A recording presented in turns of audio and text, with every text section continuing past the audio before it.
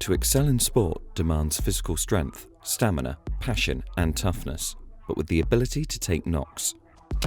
So, a man's world? Not necessarily. On my own 2 feet, like my soul's been nailed to the ground. Been there when there's 10 plus, so why you hearing me now? 80, so my old thing still be the future sound. Remove that crown, this air will weak, the king always ever coming out. Both lose the rounds. Him Ari, the slump beat Ari, my open mouth. But I never been one to stay silent, but having to. How is prejudice viewed in the sporting world? So there's lots of clubs. One club in particular in London, a really good club, wouldn't even accept girls. I think in July I boxed on a show and it was the first time a girl had ever represented that club.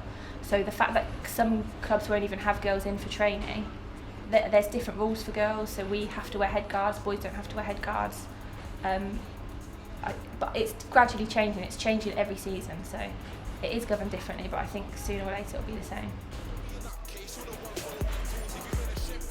There's a huge difference between the different sports. Obviously women's boxing is relatively recent, and you've got people like Nicola Adams who've raised the profile hugely, winning the first Olympic gold and Commonwealth gold. Football is very, very different because for years it was banned in this country, so women couldn't play it. So for the past 25 years or so, 20 years, they've been playing catch-up. Vicky is part of a network called the WIFs, Women in Football. This is a network of professional women working in and around the football industry who support and champion their peers. I was working as a news reporter at the Daily Mail and started doing football on Saturdays. When the day the Premier League started was the first game, and I did this for 18 months, 2 years, so I was working effectively 7 days a week, and I had lunch with the then sports editor, so this would be about 93-4, and said I'd like to do it full time, and he told me over lunch he didn't think a woman could write about football full time. And I knew at that time, well, I'm not sure you can say that, but A, there was nowhere to go, B, I wasn't sure what would you do anyway. People far more senior than the sports editor at the time said, well, if we try and go above him, because we know you really want to do it and we don't want to lose you, it will make it really difficult. So I left, but you wouldn't be able to say that now. If you play sport or particularly a technical sport from an early age, you're going to have 10, 15 years. So by the time you're then picked up by a club, it's like no one thinks you wouldn't start football as a boy when you're suddenly 15 or 16. You'll start it at school and start playing it, and then if you like it, carry it on. With the introduction of the current WSL format, women's football has been on a steady increase at all levels of the game. The WSL is pretty much full professionals. Obviously they don't earn as much money as the men in that sort of level, because at the end of the day the Women's Premier League is the top league in women's football. Obviously ideally you'd like that structure to carry on down as WSL. In our league, and obviously we do a lot of travelling. As I said to you before, we travelled to Shanklin on the Isle of Wight, which was a 12-hour day. We've funded that pretty much ourselves. We might get some money back from the FA for that, but it's a big commitment. Victory is the goal. Determination gets you there. I think a lot of it comes down to the media, really, and obviously money. I think there's a lot more sponsorship and interest, really, in men's sports in general, which is a massive shame. I know we've got quite a few really good female national teams, so like cricket, rugby, football now, and people are starting to take note. But yeah, I think the media has a lot to do with it, really, in terms of their coverage of the sport.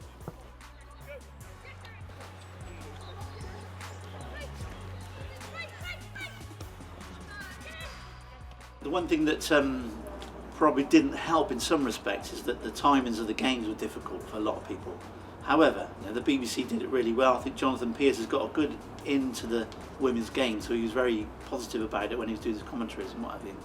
they are getting coverage. People get to know people from, I think the GB Women's Olympic team helped that as well, because Steph Houghton got a lot of coverage from that. She scored a few goals in the Olympic tournament.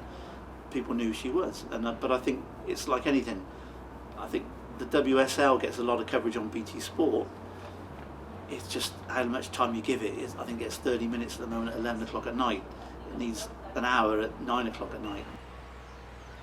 It is really good when we do get like a big crowd and we have like, a few people watching, and like having that just shows how the game is improving and it is moving up. But no, I don't think I'm at that level just yet. But when we do have a big crowd, like I said, it is really good. When we was at Shanklin last week, we didn't have loads, but you know the whole sideline was like full of people. Yeah, it might have been most of their like supporters, but it is quite nice to have a lot of people to play in front of, and to know they've actually come to watch you. It will continue going up, and that's completely positive. I don't think you could say there are that many negatives because it's going in the right direction, and I think it is one of those things where it will take time for it to go up. You know, maybe in 50 years you'll be getting crowds of 70 or 80,000 at women's games, you know, but you'll probably still be getting crowds of 100,000 maybe at men's games. You know, I think it will go up in a parallel. I can't ever see there being an even keel. It starts at grassroots, so there's a lot more people playing under 10s, under 16s. You know, you sort of think in 20 years' time they're going to be in women's teams. I think there's going to be a natural expansion. You know, teams that are already there are going to have more teams. I think the Super Leagues will probably have to expand, and it hopefully will develop into being more of a similar league structure to what the men's is. This is down to the success of the England Lionesses at the 2015 Football World Cup in Canada. The team, narrowly beaten by France and Japan, managed to finish third in the competition. A first for English ladies football, and with growing talent, more success at international level is sure to come. In terms of team participation, I think more ought to be done. I mean, Manchester United, there's a huge discussion. They don't have a women's team, which seems astonishing when they've got women fans coming through the turnstiles. Man City have got a hugely successful women's team, and on the back of that, have got projects with young girls and have done a lot in helping women in football. They've hosted events, for example. They've actually had players who are Man United supporters who've signed for Man City because there's no alternative. With the success of England ladies in the 2014 Rugby World Cup final in Paris, there has been a tremendous spike in numbers in the last 12 months alone, with participation figures during that period rising from 15,000 to 18,000. Men have been playing sports for a lot longer, so they're two completely different games, and women are only just getting into sport. Men's sport is more publicised and more like everybody knows about men's sport, whereas there's a lot of women that play sport who a lot of people don't know about. So probably the publicity of it and just how different it is, like in terms of men are way more physical, whereas women are probably a bit more technical. Cardiff committing so many players to the left, an overlap on the left-hand side. Sarah Nicholas took advantage and she goes over. In March 2015, the University of Gloucestershire ladies faced a team from Cardiff Metropolitan University in the Bucks rugby final at Twickenham, the home of rugby union in England. The winners would be crowned British University champions.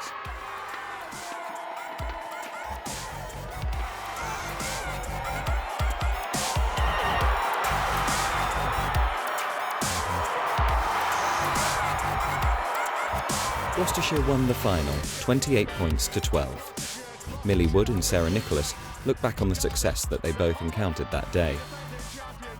The Bucks final, it was just the most amazing day. We had like a massive build-up to it, and right from the start of the season, that was our goal, that was our aim. So just getting to Twickenham alone was like a big thing. We'd already won in our minds. Blue day, Gloucestershire. They're the champions here at Twickenham.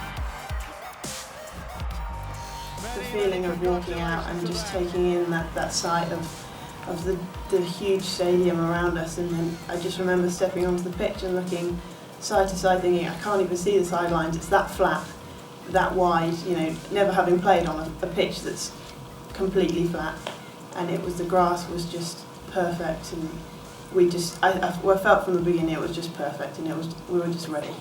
You ain't on my swag, you ain't on my swag, swag. Boxing is also a sport where women's participation is steadily increasing.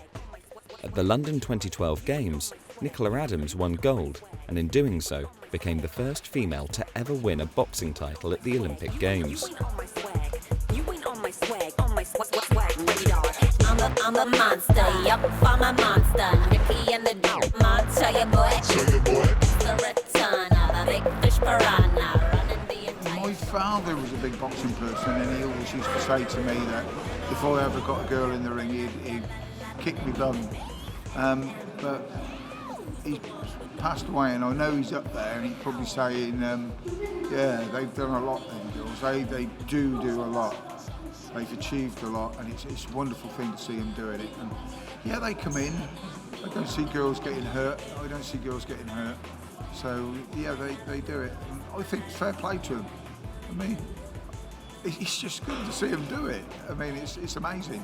They play rugby. They do every other sport. So why can't they box? You ain't on my swag.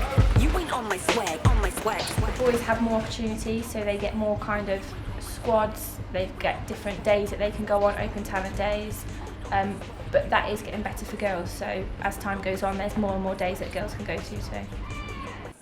Berensfield Boxing Club in South Oxfordshire recently created its own promotional video to welcome newcomers and show the wide range of different people who attend the club. Again, it's been a male-dominated sport since it's ever started, boxing, and of course we've still got dinosaurs out there that think girls shouldn't be involved in boxing at all. There's still a lot of clubs around, won't have girls in their clubs. And they make excuses, we've got no changing rooms, we've got none of this for girls. And that's it. I mean, but yeah, like I say, if you go along, I mean, I was at a squad down in Portsmouth the other day, there was 57 girls down there, just from the South region, and there's more girls than that around. But there was 57 girls in one squad. That's a lot of girls. Boxer Harriet Healy and head coach Mel Corrigan talk about what they have done for the club and what it means to them to be part of something that is now well established in the local community. It's really good. So we spar. I spar the boys, I spar the girls. Everybody fully supports each other. I've never been to a show where I haven't had a minibus of people coming to watch me, boys and girls. It's like another family, and we're here so often. I'm here 3 days a week, some people are here 5 days a week, so we really get to know each other, and they are my real friends. The biggest achievement I think we've got in Berensfield Boxing Club was when my son got the rest of the money to finish off the extension. Biggest achievement of the girls is we've had 2 girls this season, one to a semi-final, national semi-final, Georgina White, and Harriet Healy to a national final at Bethnal Green. Featuring testimonials from members and volunteers, and with particular emphasis on the increasing opportunities available to female boxers at the club, the video shows what it means to be part of a community boxing club. Yeah, I think it's brilliant. I think girls should be treated. I don't think men and women are the same, and you can't exactly treat them exactly the same, but as much as possible, I think it's really positive. It's good for girls to be fit and active. It's good for them to be part of a team. Obviously boxing is not a team sport, but I'm in a club and we all support each other. So yeah, I think only good can come from it. At present, the participation number of ladies who play sports at least once a week is 6.8 million. That's 1.7 million fewer than the total of men that also play sports once a week. I think it starts very young. So I do sports coaching for sort of preschool children and toddlers up into primary schools, and I think it has to start at that age. You have to start getting children involved in sport, enjoying sport, getting them outside at that age, so that when they get to primary school and then going through to senior school, they have sort of an appetite for sport. I think I've been playing football since I was kind of 9 years old, and the increase in the level of participation from then till now is just incredible. And I think we are really going to see a change in the next few years in terms of especially female football in England taking off and kind of taking over some of the other countries who have maybe dominated in recent years. And I think that's what we've really lacked. But again, that's only come from the influence of the media and the coverage of the women's game that's just kind of, you know, been blown wide open this year in particular, I think. The participation levels, again, have shot up, mainly because you're getting girls playing it at school now, which for years you wouldn't. And obviously there's been the interest since the World Cup, but in terms of attendance at women's league football matches, that's still comparatively low compared to the men. Are these figures showing us that it's not the sport itself, but how the sport is being governed? I think it could be broadcasted a lot more. Like the men's, most games are on TV, like Premier League, and like they had a highlight show. So I think it's the women's football show, but it was on BBC, but it was 11 o'clock at night. So having to stay awake for that, I thought was a bit of a pain. You know, I think it's a travesty that Man United haven't got a women's team. How that can happen is unbelievable, as far as I can see. You know, you'd have thought they would have done it. More teams like Man City who allow the ladies to play on, maybe not on the Etihad, but to an area they built especially for them. I know the development side use it as well, but it's a ground that the women's team use. There's very few main teams in the Premier League allow their ladies to play on their first team pitch. It has got better. I know there's been a problem with particularly boys and girls coaching in primary schools, and there have been schemes in place because, of course, most primary school teachers tend to be women.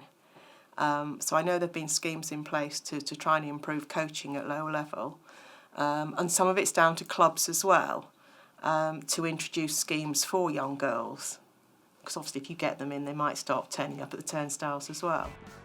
The thing I find strange in women's football is that I'd have thought there'd be more women managers.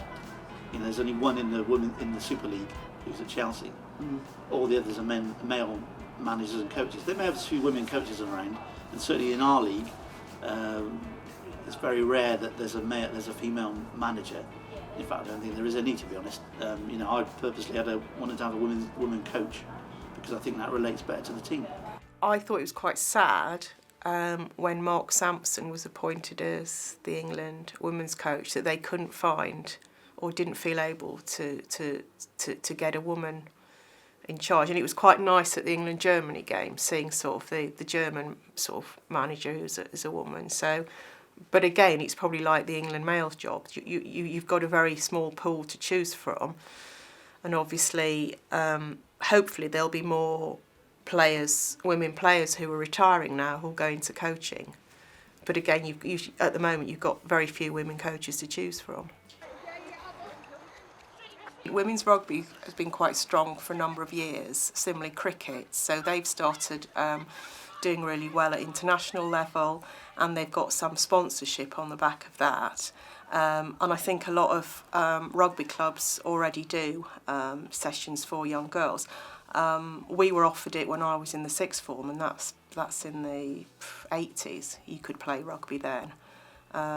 So I think, sort of, as I say, rugby and cricket are years ahead of women's football in terms of elite level and also participation levels as well.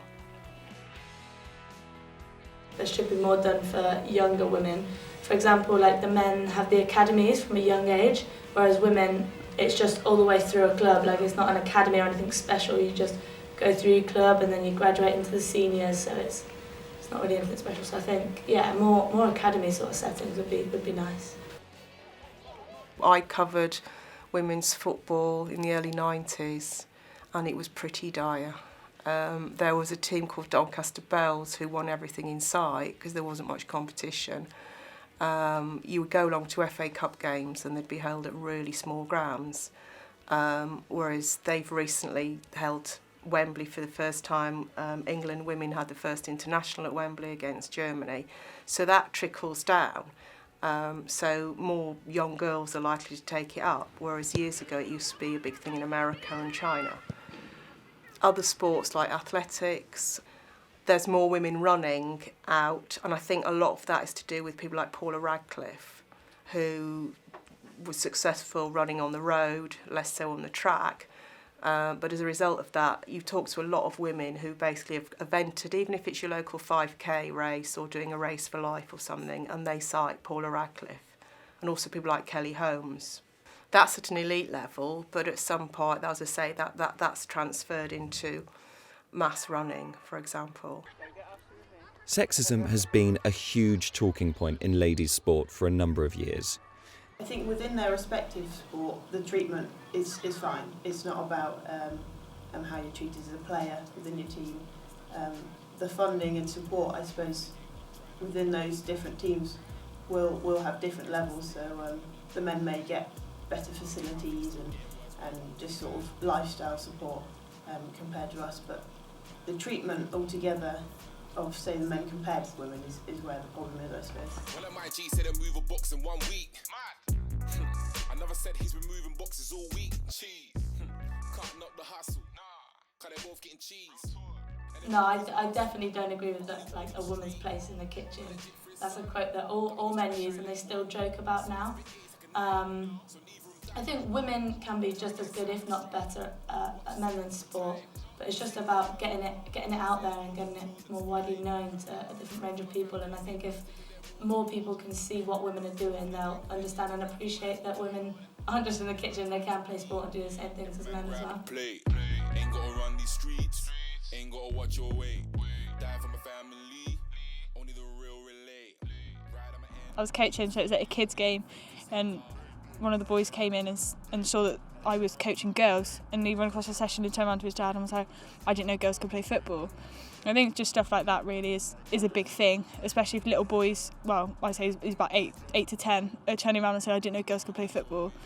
You know, it just sees it as a different thing, and it's like saying girls shouldn't play football when it's just equally a women's sport as it is a man's.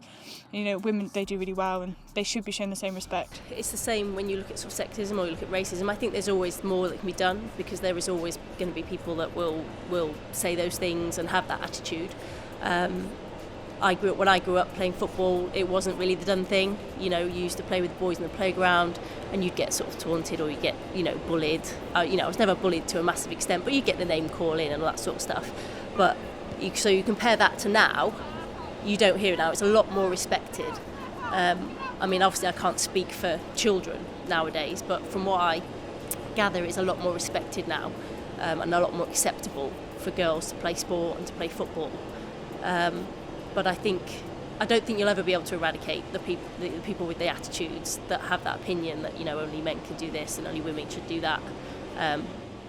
But I think the more it gets publicised, and I keep coming back to that, but it's a massive, for me, it's one of the key points. The more it gets publicised and the more people get used to it and it becomes natural and normal, more natural and normal, the better it will be and the more people will understand it. And the more people will watch it and realise, they can actually play football.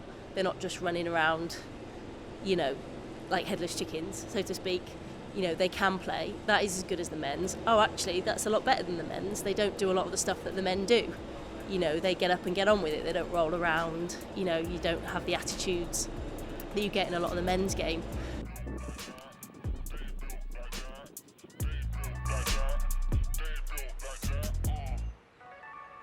Well, I can't cook, so I would definitely say my place wasn't in the kitchen. But I think it's just people's opinions, isn't it? In terms, like I said before, I think male sport and female sport should be seen as different because they've got different body types, different levels of power, speed, etc. And people should just appreciate them for what they are individually rather than trying to compare the two. Personally, I've not had too many incidents of sexism. You get a couple of people who joke about it, like, girls can't play football or whatever, but you just kind of show them that they can and they get over it. So. Are these old-fashioned views welcome in the modern sporting world? Should more be done by the sporting authorities to help prevent events like the sexism in football scandal from happening? It's become a lot more prevalent that there's a lot more females in higher positions now in sporting governing bodies and on panels and things like that, which I think is a huge step. We've only got to look at things like Soccer Saturday when you can see female reporters at different football grounds across the country and things like that to see how much it's changed kind of in the last 5-10 years. And I don't see any reason why it won't continue to do so in the next kind of 5 or 10 years. I say to people, it's sad we're still having this conversation in 2016, really, and you can only hope on all levels it changes. I mean, and that you need someone higher up at football clubs who thinks, well, I'm going to take that person because they can do the job, and it's irrelevant as to their class, colour, what sex they are, really. Which is the same thing as the Rooney Rule. There is an argument in Norway, for example. I think she was the first woman on UEFA. Karen Espeland is Norwegian. In Norway, they have quotas. So every single firm in Norway has to have a quota of women.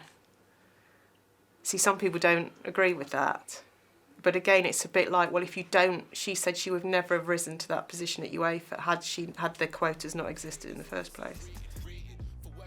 I'm a big fan of the FA. I think they have done a lot for women's football. I think it's hard when, we go back to look at money and sponsorship, and, there are big companies that want to shell out millions of pounds to sponsor a women's team. But that is changing. They play football, they play rugby, they play basketball, they do everything. So they're just human beings. It's just the same as a bloke, only they're just the opposite sex. So yeah, let them do what they want to do. No problem. We all have one thing in common: our love for sport.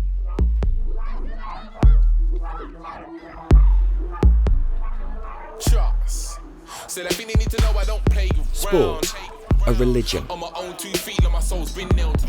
passion shown,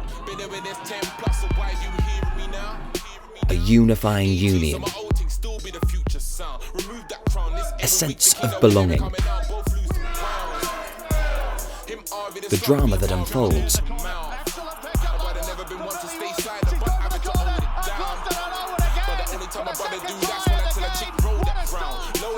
an incredible journey. One brothers in their parliament. Rebel life like a young and unfar with 3 times 2 pack couldn't stomach my argument. More times why I brother don't par with the small time brothers. Ain't on par with them. Tiger in the woods and got timeless goods while that expiry date ain't too far for them. Sharp, immortal in lyrical combat. In the game but control it that there was 1 pad. Till I get a million and then you call me Max. Cause that's how I live my life, avoiding tax. Trust, follow no rules. Call me a nutcase, you're the one following tools. If you ain't a shepherd then you're following fools. See red, I'm a bull. So you need to know I don't play around. But then I don't play around. So that thing you need to know I don't play around. But then I don't play around. See, brothers better know I don't play around. Try come find me, end up and I lost no found. Normal, I'm easy, but act harsh, shut gamers down.